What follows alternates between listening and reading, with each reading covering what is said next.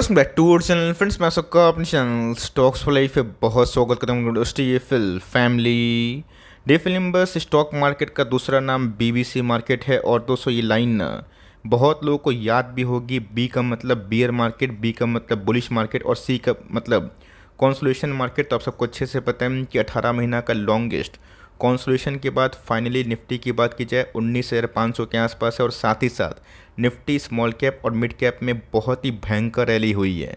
अब सिंपल सी बात है, इस रैली को देख के बहुत लोग काफ़ी खुश होंगे जिनकी पोर्टफोलियो डिज़ाइन किए होंगे बियर मार्केट में, और ऑफ कोर्स उनको फल मिल रहा होगा बुल मार्केट में। लेकिन यस, कुछ कुछ ऐसे लोग भी हैं जो बहुत बड़ी करेक्शन का वेट कर रहे थे और फोमो में आके ना हायर स्टॉक को हायर प्राइस में खरीद रहे हैं। तो ऑफकोर्स गैस, वो सब चीज़ करने से बचें। और सिर्फ इसलिए खरीदना है स्टॉक को कि पूरी रैली ओवर होने का डर लग रहा है, जिसको हम बोलते हैं फोमो। तब कोई भी स्टॉक बाई करने से पहले बचिए और ऑफकोर्स अपनी रिसर्च करें। लेकिन यस, आपको लगता है कि कुछ कुछ स्टॉक ऐसे भी हैं जो अभी के टाइम अच्छे खासे बाइंग लेवल पे हैं, तो मैं दोस्तों आपका काम आसान कर रहा हूँ। यहाँ पे मैं आपको 10 स्टॉक के बारे में थोड़ा सा एनालिसिस करके बताऊँगा जो अभी भी सीएमपी में फॉर लॉन्ग टर्म व्यू 3-5 साल 10 साल के लिए खरीदा जा सकता है, और जिसमें आने वाले कल में अच्छी खासी डेवलपमेंट भी हो सकती है। तो अपनी रिसर्च के बाद फाइनल कॉल जो है आप ले सकते हैं। तो फटाफट डिस्कस करेंगे, बहुत इंटरेस्टिंग और अनबायस्ड वीडियो होने वाली है। चैनल फर्स्ट टाइम होंगे सब्सक्राइब कर सकते हैं इस तरह की क्वालिटी कंटेंट को सबसे पहले एक्सेस करने के लिए। Now without dealing any for time, let's begin. जो पहला स्टॉक है इसका नाम है देवयानी इंटरनेशनल। आप सबको अच्छे से पता है कि देवयानी करती क्या है। केएफसी का नाम दोस्तों आपने सुना होगा। बात की जाए दोस्तों, पिज़्ज़ा हट का नाम आपने सुना होगा।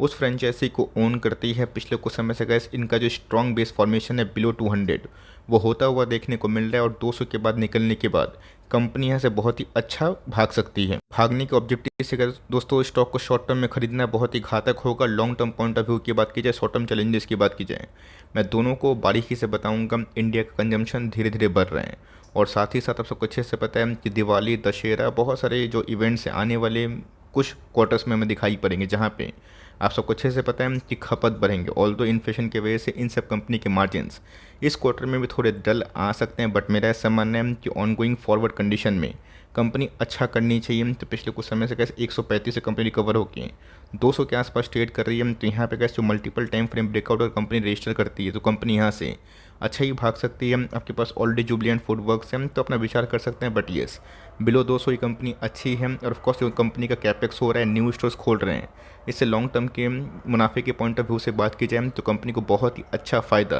भी मिल सकता है। कंपनी की बात की जाए आईआरसीटीसी, आप सबको अच्छे से पता है कि आईआरसीटीसी को लेकर मेरी कमेंट्री कोविड के टाइम से क्या रही, बीच में क्या रही और अभी के टाइम क्या रही। और मेरा ऐसा मानना है कि आईआरसीटीसी को आने वाले कल में ना मुझे लगता है कि यहाँ से और भी अच्छा परफॉर्मेंस करने की आवश्यकता है। कंपनी की बात की जाए 100% टिकटिंग मोनोपोली के संग कंपनी एक कॉन्सुलेट बिजनेस में काम करती है, जहाँ पे टिकटिंग बिजनेस में रेवेन्यू आते हैं, पानी के बिजनेस में, फूड की बिजनेस की बात की जाए, टूर्स एंड ट्रेवल्स की बात की जाए। मतलब दोस्तों, कंपनी बिजनेस का समूह है। अगर एक घटनाक्रम नहीं हुआ होता और गवर्नमेंट की तरफ से एक फालतू जो इवेंट हुआ था कि कन्वीनियंट फी को 50% शेयर करने का प्रपोजल अगर नहीं हुआ होता, तो कंपनी में का जो ट्रेंड था वो जल्दी रिवर्स नहीं होता। और मेरा ऐसा मानना है कि वो अच्छा ही हुआ, जो फ्रॉड था वो निकल गया। और पिछले कुछ समय से कंपनी बहुत ही स्ट्रॉन्ग जो बेस फॉर्मेशन है ना वो करके निकल सकती है। तब को 700 को अगर कंपनी जाने से ना 750 इमीडिएट टारगेट, और उसके बाद हमें 820 840 के बारे में सोचना पड़ेगा। लेकिन यस, कंपनी को long term point of view में अगर आप सोचें तो आईआरसीटीसी गैस आप यूज़ भी करते होंगे, ट्रेन से घूमते भी होंगे, तो इनके बिजनेस हमेशा से एवरग्रीन थे और रहेंगे।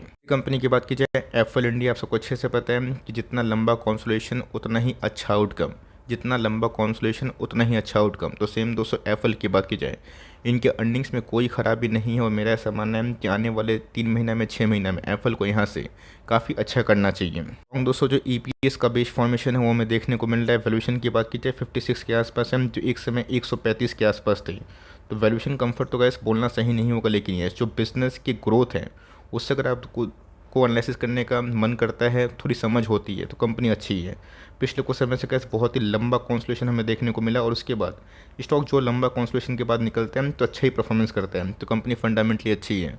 और जितना दोस्तों आने वाले कल में जीडीपी राइज होगा, इमर्जिंग कंट्री का और खासकर यूरोप और यूएसए का। तो ऑफकोर्स एड स्पेंडिंग में भी कंपनीज खर्च करेंगी, तो ऑफकोर्स उन सब की वजह से थोड़ी स्पेंडिंग कम हुई है, ये आपने देखा भी और आपको पता भी है। बट कंपनी लॉन्ग टर्म में काफ़ी फ्यूचरिस्टिक बिजनेस मॉडल में काम करती है। इसके बाद दोस्तों बात कीजिए टाटा पावर। आप सबको अच्छे से पता है कि टाटा पावर है तो लार्ज कैप कंपनी, तो ऑफकोर्स इस कंपनी के भाव की बात की जाए काफ़ी महंगा नहीं है, बहुत लोग ईजिली अफोर्ड कर सकते हैं। लेकिन यस, कंपनी का जो फ्यूचर बिजनेस मॉडल है वो गैस काफ़ी इंटरेस्टिंग है।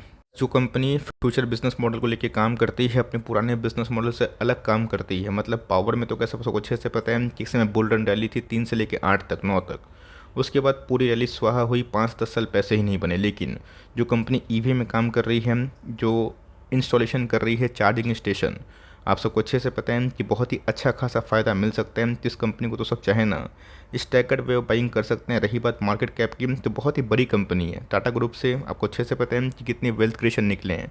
तो कंपनी ने कैसे एक बहुत ही लंबा कंसोलिडेशन फेज को झेला है। अगर कंपनी 300 के ऊपर निकलती है तो कंपनी को यहाँ से काफ़ी अच्छा करनी चाहिए।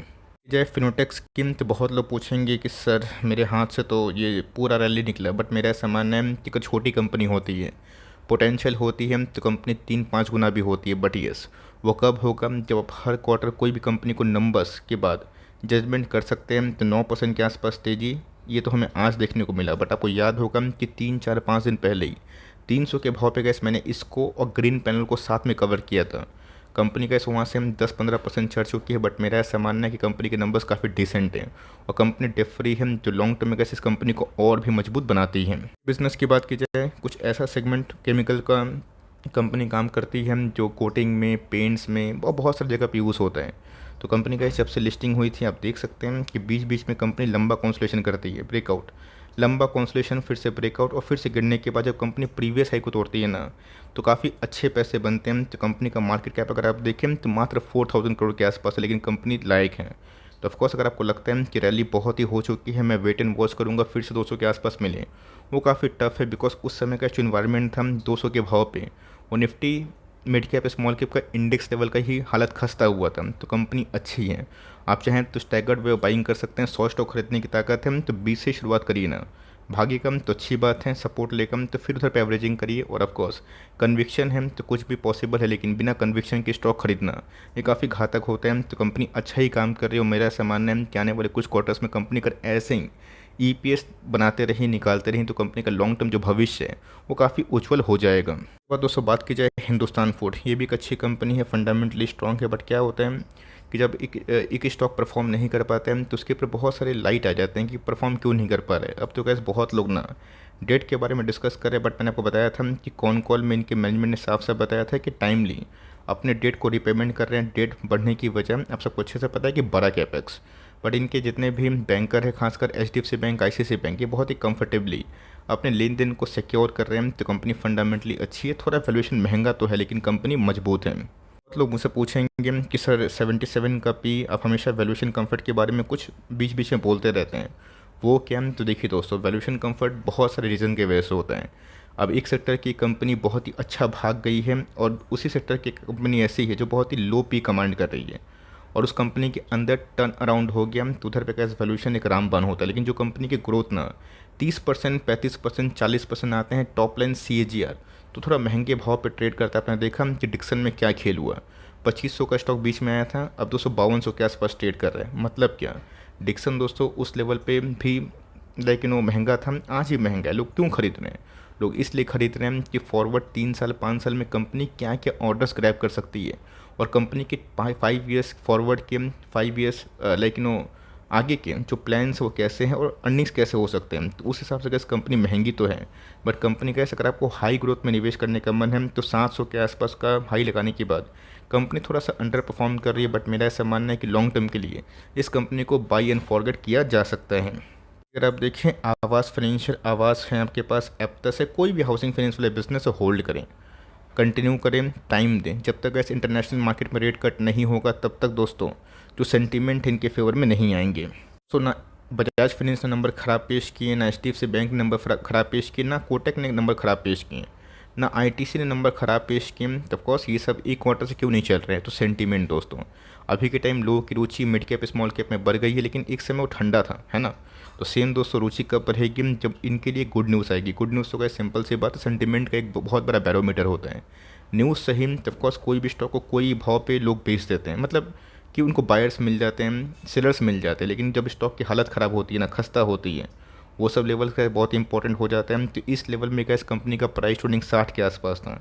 आज के भाव की बात कीजिए तो 28 के आसपास ट्रेड कर रहे हैं। तो कंपनी वैल्यूएशन कंफर्ट दे रही है, और मेरा ऐसा मानना है कि लॉन्ग टर्म में आपको ज़रूर होल्डिंग कंटिन्यू करना चाहिए। और हर एक क्वार्टर में नंबर्स के बाद ना क्या कमेंट्री आ रही है बाय द मैनेजमेंट, वो पढ़ना चाहिए। मैं आपका काम थोड़ा आसान इसलिए करता हूँ बिकॉज मैं कमेंट्री पढ़ के आप सब तक कन्वे करता हूँ। आप चाहें तो अपने रिस्क टेकिंग एपेटाइट से इस कंपनी को भी ट्रैक एंड वॉच कर सकते हो। बाद उसे एक और कंपनी है जमुना ऑटो। आपको याद होगा कि 100-108 के आसपास मिल रहा था, और ऑफकोर्स मैंने उस समय बताया था कि मल्टीपल टाइम फ्रेम ब्रेकआउट की ये दावेदारी पेश कर सकता है। बहुत ही लो पी का ऑटो इंसुलरी स्टॉक है, जो अभी के टाइम 124 के आसपास ट्रेड कर रही है। हाई की बात की जाए तो 127 के आसपास था। और ऑफकोर्स गैस मैंने हमेशा ना जब बड़ा मौका आता है तो ऑफकोर्स मैं हिंट देता हूँ। आपको अच्छे से पता है कि एक्सचेंजेस की बात की जाए, रेगुलेटरी बॉडीज़ की बात की जाए, उसका दबाव हर एक फाइनेंशियल जो यूट्यूबर है, फिनेंस मार्केट में जो काम करते हैं उसके ऊपर है। तो ऑफकोर्स गैस डायरेक्टली जो बाई एंड सेल ना, वो लोग कमेंट्री देने से बचते हैं, इसलिए गैस इंडिकेशन बहुत ही इंपॉर्टेंट है। अब आपकी मर्ज़ी की बात है, अपने फाइनेंशियल एडवाइजर से थोड़ा सा डिस्कस करिए, खुद एनालिसिस करिए।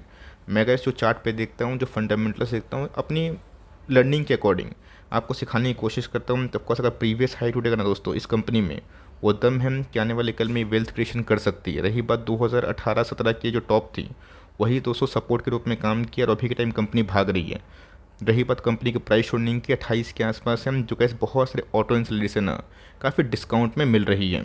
बात दोस्तों बात की जाए फाइन ऑर्गेनिक, कंपनी फंडामेंटली अच्छी है, और मेरा ऐसा मानना है कि इस लेवल पे भी आप धीरे धीरे एक्मुलेशन कर सकते हो। गैस अच्छी खासी ब्लड बात हुई थी, फिबोनाची पैटर्न से गैस हमने सही टाइम पे ग्रैब किया, और मैंने इसको और विनाती ऑर्गेनिक को बारी बारी से कवर भी किया था। मार्केट कैप की बात की जाए 15,000 करोड़ के आसपास है, लेकिन येस 2-3 साल के पॉइंट ऑफ व्यू के लिए, 5 साल के पॉइंट ऑफ व्यू के लिए कंपनी आराम से परचेस जो लेवल है धीरे धीरे एसआईपी के तहत एकोमुलेशन किया जा सकता है। लास्ट बट नॉट लीस्ट दोस्तों, पूरे आईटी में बहुत सारी स्टॉक्स अच्छे खासे परफॉर्म कर रहे हैं। परसिस्टेंट तो गैस हमने 3200 के आसपास 3300 के आसपास डिस्कस किया था, और 5700 के आसपास बिक रहे हैं। तो सेम कैस हैप्पीएस्ट माइंड्स भी एक अच्छी कंपनी है, एआई में काम करती है, बट येस कंपनी अभी भी वो सेंटिमेंट क्रिएट नहीं कर पा रही। तो मतलब ये नहीं कि कंपनी ख़राब हो गई, कंपनी को टाइम दीजिएगा। तो अपने देखा कि बहुत सारी कंपनी जिससे लोग होप हार गए थे, IRFC आज दोस्तों लाइक टाउन का टॉक बन चुकी है ना, मतलब हर एक लोग उसके बारे में डिस्कस कर रहे हैं।